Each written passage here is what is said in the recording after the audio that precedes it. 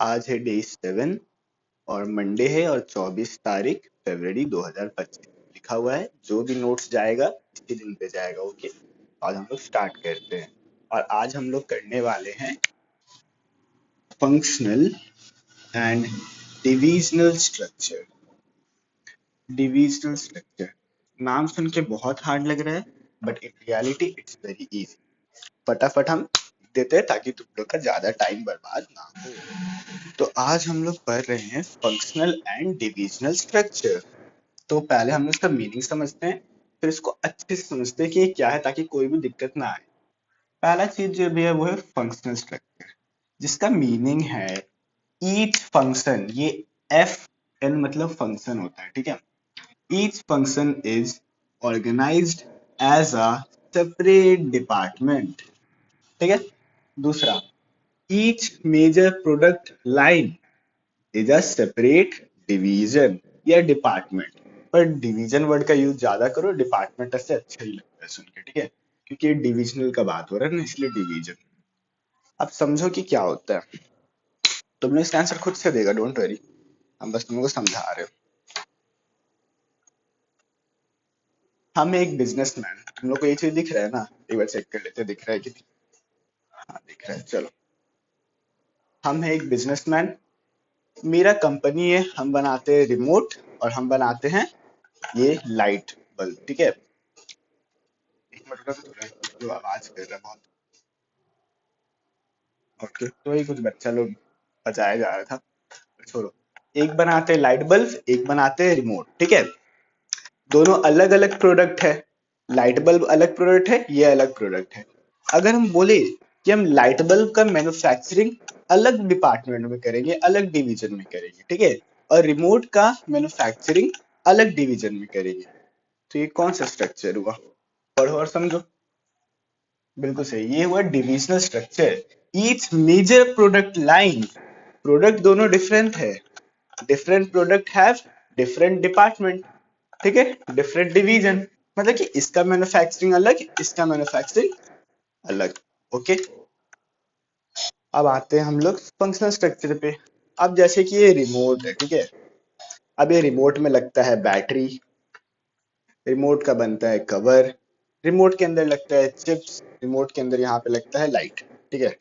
अब हम बोले कि लाइट बनाने का डिपार्टमेंट अलग, इसका बैटरी बनाने का डिपार्टमेंट अलग, इसका बटन्स बनाने का डिपार्टमेंट अलग, सब चीज अलग अलग असेंबल बनेगा और फिर लास्ट में एक साथ जुड़ के बिकेगा। तो ये है functional structure. Each major function मतलब कि भैया लाइट बनाना फंक्शन, बटन्स बनाना फंक्शन, हर एक फंक्शन का अपना सेपरेट डिपार्टमेंट है, ठीक है। हर एक फंक्शन का अपना अलग से सेपरेट डिपार्टमेंट है, ठीक है।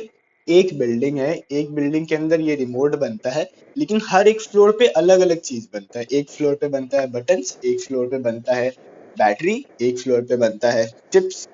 समझ में आ रहा है ना? और ये है कि भैया एक बिल्डिंग है, एक बिल्डिंग के अंदर सिर्फ रिमोट बनेगा, या तो हम जो ये लाइट दिखाए या वो लाइट बनेगा, ठीक है। और अगर दोनों बनाना है तो नहीं हो पाएगा, और दोनों ही बन सकता है लेकिन डिवीजन अलग अलग होगा, ठीक है। डिवीजन अलग अलग होगा, इसका मैन्युफैक्चरिंग अलग, इसका मैन्युफैक्चरिंग अलग, ठीक है। तो इसको बोलते हैं डिविजनल एंड फंक्शनल स्ट्रक्चर, ठीक है। अब देखो हम लोग के पास क्या बोलते हैं सिलेबस में इसका क्या क्या पढ़ने के लिए। हम लोग के पास है पढ़ने के लिए एडवांटेजेस एंड डिसएडवांटेजेस दोनों के, और डिफरेंशिएशन, बस खत्म। एडवांटेजेस डिसएडवांटेजेस बहुत इजी है और मोस्टली क्वेश्चन में नहीं पूछेगा। तुम लोग को अगर इसका कॉन्सेप्ट पता है, तुम लोग अगर खुद से क्या बोलते हैं लिख देगा ना कोई भी एडवांटेज या डिसएडवांटेज, तो वो गलत नहीं हो जाएगा। अगर कॉन्सेप्ट सही से पता है कि ये क्या होता है, क्या दिक्कत आ सकता है, क्या दिक्कत नहीं आ सकता है, खुद से सोच के लिखना। पर हम दिखा दे रहे हैं एडवांटेज एंड डिसएडवांटेजेस। और हाँ, तुम लोग वीडियो को पीछे करके फंक्शनल स्ट्रक्चर और डिविजनल स्ट्रक्चर का मीनिंग लिख लेना। तुम लोग ट्राई करना कि सब चीज पता है तुम लोग 1 से 2 पेज में अटा पाओ, क्योंकि वही सबसे बेस्ट है। देखो हम कैसे लिखे हैं, तुम लोग पता नहीं दिख रहा है कि नहीं, पर देखो फंक्शनल स्ट्रक्चर उसका मीनिंग, फिर एडवांटेज एंड डिसएडवांटेज, यहाँ पे दूसरे का डिसएडवांटेज, यहाँ पे डिफरेंशिएशन, खत्म। तो समझ में आया? दीदी थोड़ा धीरे बोल लो, ठीक है। तो अब स्टार्ट करते हैं। Advantages eliminates duplication of work. पहला तुम लोग ये सब लिख लो, ठीक है। Advantages eliminates duplication of work. भैया अगर हर एक फंक्शन अलग अलग हो जाएगा, अगर बैटरी अलग बनेगा, बटन अलग बनेगा, चिप अलग बनेगा, तो एक काम को दो बार नहीं किया जाएगा, ठीक है। जैसे कि लगान फिल्म में हम लोग जैसे कि कैच लेने के लिए एक तो आया था, ठीक है, बॉल फेंका था, कैच लेने के लिए सब दौड़ गया था। अगर काम स्पेसिफाइड रहता कि भाई कैच लेने के लिए तुमको दौड़ना है तो सिर्फ वही दौड़ता, तब नहीं दौड़ता, तो डुप्लीकेशन ऑफ वर्क नहीं होता। Effective control over performance, control बढ़िया रहेगा, ठीक है, मतलब हर एक डिपार्टमेंट में बढ़िया कंट्रोल रहेगा। बटन बनाने वाले डिपार्टमेंट पे अच्छा कंट्रोल, बैटरी बनाने वाले पे अच्छा कंट्रोल। परफॉर्मेंस मैटर करता है लेकिन इफेक्टिव कंट्रोल ज्यादा है ओवर परफॉर्मेंस। ये तीसरा पॉइंट बढ़िया है, makes recruitment and training, makes recruitment and training easier. Recruitment और ट्रेनिंग इजी बना देता है फंक्शनल स्ट्रक्चर। कैसे बना देता है?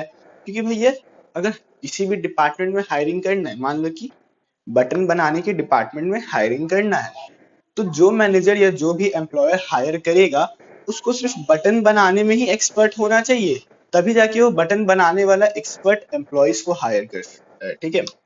Makes recruitment and training easier as managers have to be expert in only a narrow range of skills। narrow range of skills मतलब button बनाने में ही, बटन बनाना, ठीक है। अब मान लो कि दूसरा डिपार्टमेंट बैटरी बनाने पे फोकस कर रहा है, तो जो उस डिपार्टमेंट में हायरिंग करेगा उसको सिर्फ बैटरी बनाने में एक्सपर्ट होना चाहिए, ठीक है। चौथा, it is most logical and time proven type of structure. बहुत लॉजिकल है, टाइम प्रूवन है, टाइम भी बचता है, ठीक है। अब इसका डिसएडवांटेज लिखते हैं, फटाफट नोट करते चलो। और अगर किसी को नहीं समझ में आ रहा है कि हम लोग क्या पढ़ रहे हैं, तो हम लोग पढ़ रहे हैं फंक्शनल स्ट्रक्चर का एडवांटेजेस एंड डिसएडवांटेजेस, ठीक है। फंक्शनल स्ट्रक्चर, उसका मीनिंग भी यहाँ लिखा हुआ, अब उसका डिसएडवांटेजेस का बारी है, ठीक है। It becomes difficult to hold a particular department responsible for any problem। बहुत डिफिकल्ट हो जाता है कि भैया कोई पर्टिकुलर डिपार्टमेंट को हम लोग अगर कोई भी दिक्कत हो गया तो उसके लिए रिस्पॉन्सिबल ठहरा दे। जैसे कि मेरा रिमोट कहाँ गया, मिल गया। मान लो कि ये पूरा एकदम फाइनल प्रोडक्ट बन के तैयार है, फाइनल प्रोडक्ट, अब ये चल नहीं रहा है। किससे गलती हुआ कि ये नहीं चल रहा है? किससे? कैसे पता करे? ठीक है। डीले इन डिसीजन मेकिंग, अब ये हर एक चीज का अलग अलग डिपार्टमेंट है, तो कम्युनिकेशन करने में दिक्कत आता है, समझ आ रहा है ना? कम्युनिकेशन करने में दिक्कत आता है, ऑब्वियसली सबको साथ में मिलके काम करना पड़ेगा।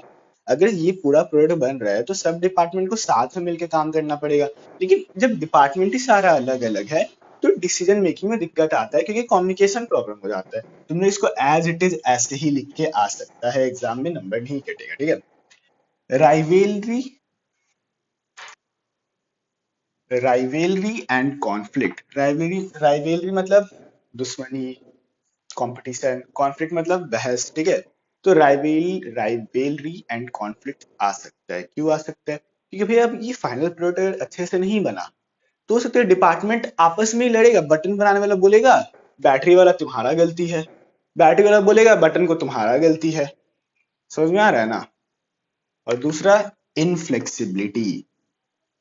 इनफ्लेक्सिबिलिटी मतलब क्या है कि अब भैया एक डिपार्टमेंट अगर बटन बनाता है और हम लोग उसको बोल दिए कि चलो तुम अब से बैटरी भी बना लो, तो बोलेगा हम क्यों बनाए बैटरी। बैटरी वाला को बोलेगा कि बटन भी बना लो, हम क्यों बनाए बटन। समझ में आ रहा है? हम क्यों उसका काम करें। ये है इनफ्लेक्सिबिलिटी। और ऐसा क्यों? क्योंकि वो लोग एक पर्टिकुलर स्किल में एक्सपर्ट है, वो लोग को दूसरा काम नहीं दे सकते हैं, वो लोग बटन बनाने में ही एक्सपर्ट है, ठीक है। अब हम लोग बढ़ते हैं डिविजनल स्ट्रक्चर का एडवांटेजेस एंड डिसएडवांटेज के ऊपर। Now we are up to divisional structure के advantages, advantages of divisional structure, ठीक है। ठीक है, पहला एडवांटेजेस, it reduces the problem of coordination.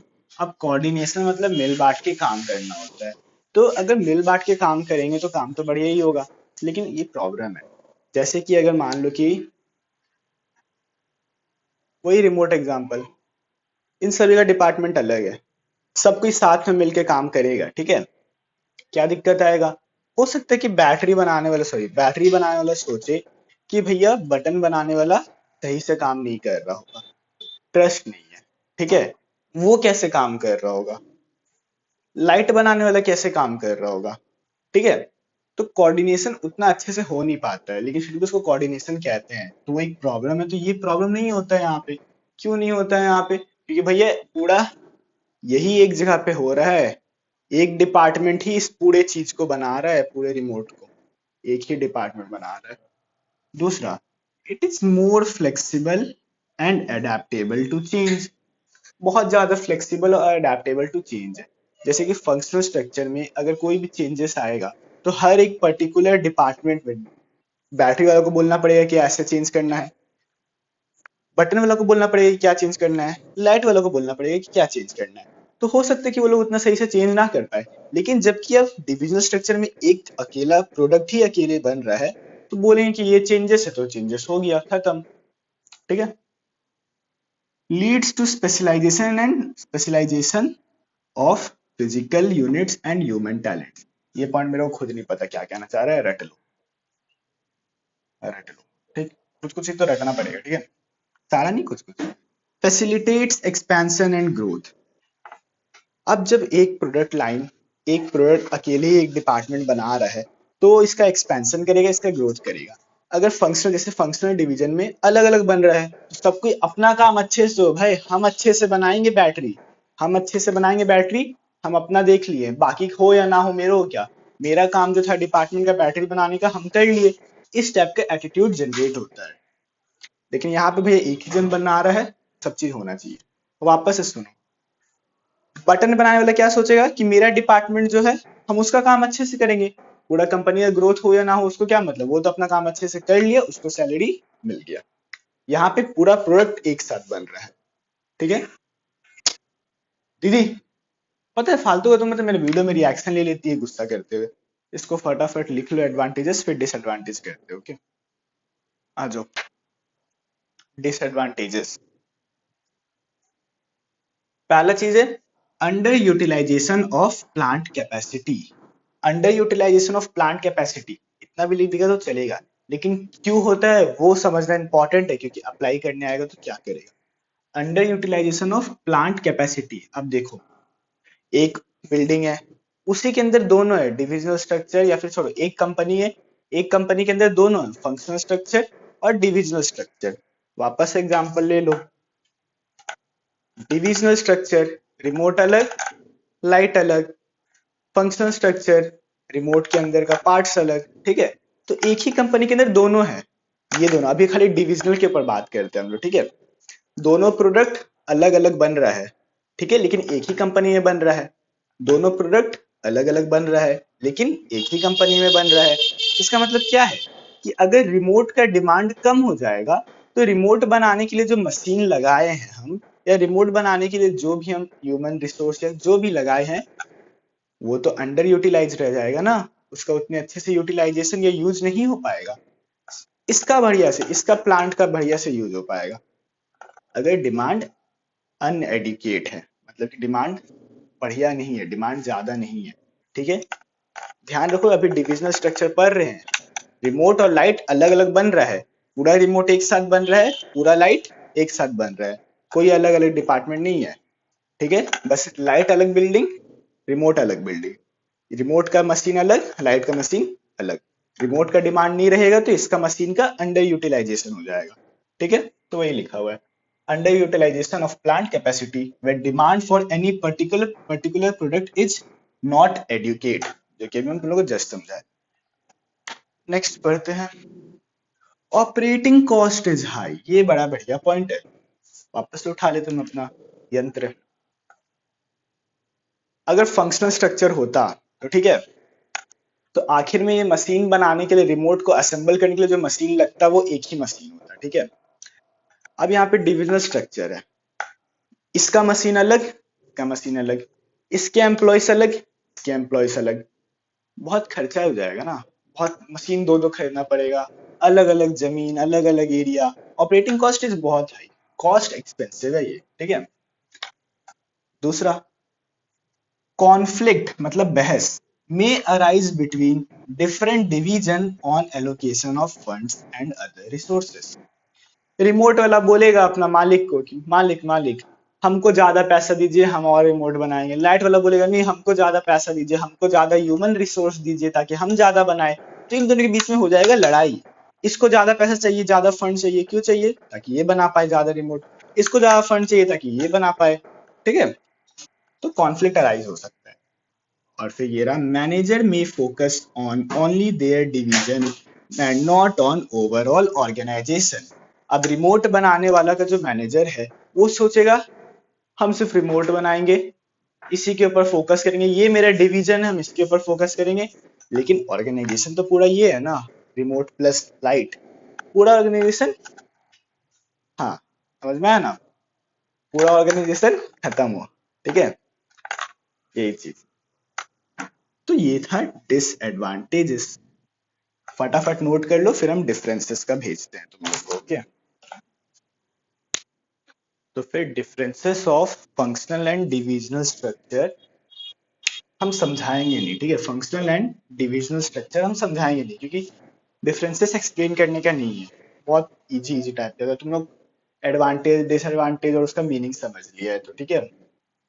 तो हम सिंपली तुम लोग को ये व्हाट्सएप ग्रुप पे भेज देंगे। ठीक है, किस नाम से जाएगा?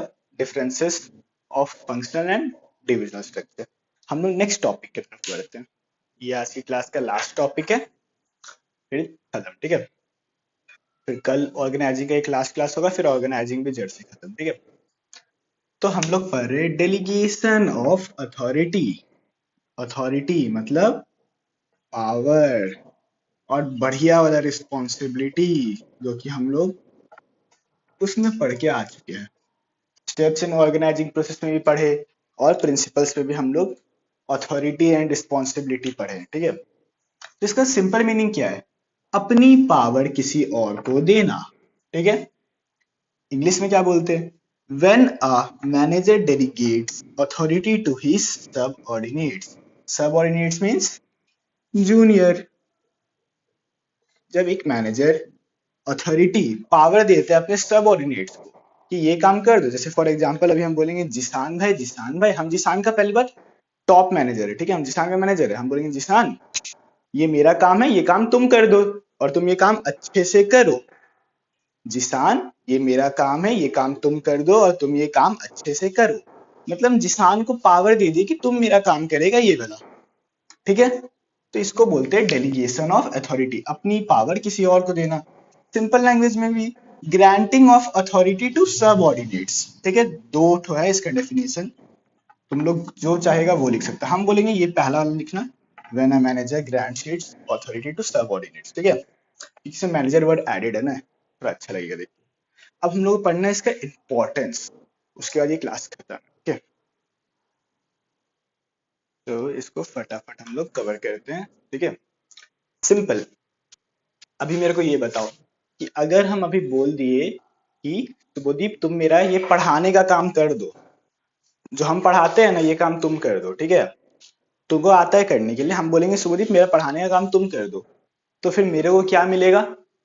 मेरे को मिलेगा आराम, रिलीफ टू टॉप एग्जीक्यूटिव और मैनेजर। ठीक है, रिलीफ टू टॉप एग्जीक्यूटिव और मैनेजर। तो चलो हम यहाँ लिखते हैं रिलीफ टू टॉप मैनेजर। ठीक है, एग्जीक्यूटिव हटा दो, रिलीफ टू टॉप मैनेजर, मतलब टॉप मैनेजर वाले इंसान को रिलीफ मिल जाएगा। इसके अंदर अपने वर्ड्स में लिख के आ जाना कि इसका मतलब क्या है। ठीक है, दूसरा स्पेशलाइजेशन, इसका मतलब क्या है? थ्रू डेलीगेशन, देखो through delegation a manager can assign job to his subordinates as per their ability and experience.